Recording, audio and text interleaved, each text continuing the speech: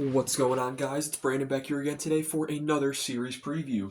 Today, so we had game one last night between Toronto and Florida. Pretty fun game to watch. Now tonight we have game one between Washington and Carolina. A series that I predicted, but still can't believe Washington is here. If they played anyone else but Montreal, I assure you they would have lost. Um, Number one Washington versus number two Carolina. I'm going to stick with what I had in the bracket and say Carolina in four. I really don't give Washington much of a chance in the series, and if they do pull it out, it's the power of friendship, and I have I don't know what else to say. Montreal wins. Washington beats Montreal in five, like exactly as I predicted. Canes beat the Devils in five. I originally had them in six. These teams met four times during the season. In Carolina on November 3rd, Carolina wins 4-2. In Washington on December 20th, Washington wins 3-1.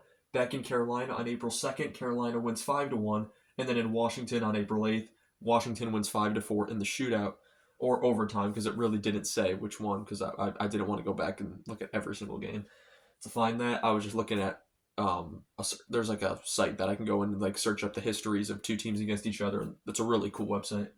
If it's like Champs or Chumps or StatMuse, those two are really good. Recommend those if you're ever looking for specific stuff like that.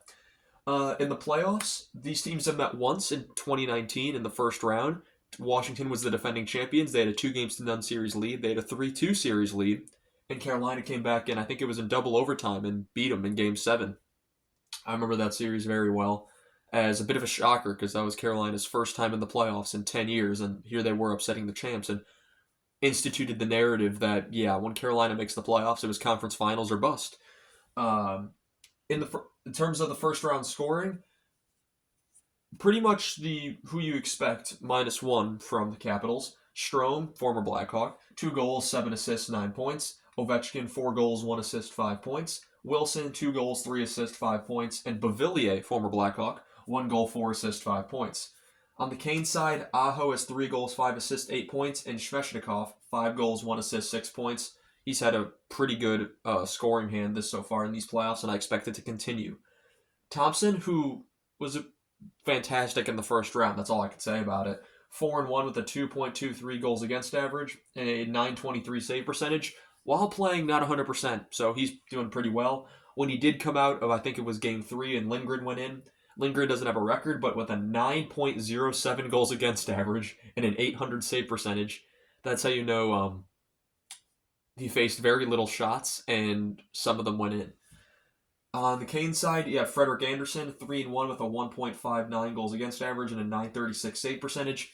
He gets injured because that's what he does. So Kochenkov comes in for Game 5, 1-0 with a 2.50 goals against average and a 900 save percentage. Whoever the Canes have in net, they've always had good goaltending, so that's something they shouldn't have to worry about. But the Caps have also had excellent goaltending in these playoffs, so it'll be interesting to see which of these two comes out. As I said before, my prediction is Carolina in 5, but Washington has already surprised us the entire season, so if they pull it off, then power of friendship. I don't know what else to say. Anyway, guys, I want to thank you all so much for watching this preview, and I shall see you all in the next one. Have a good one.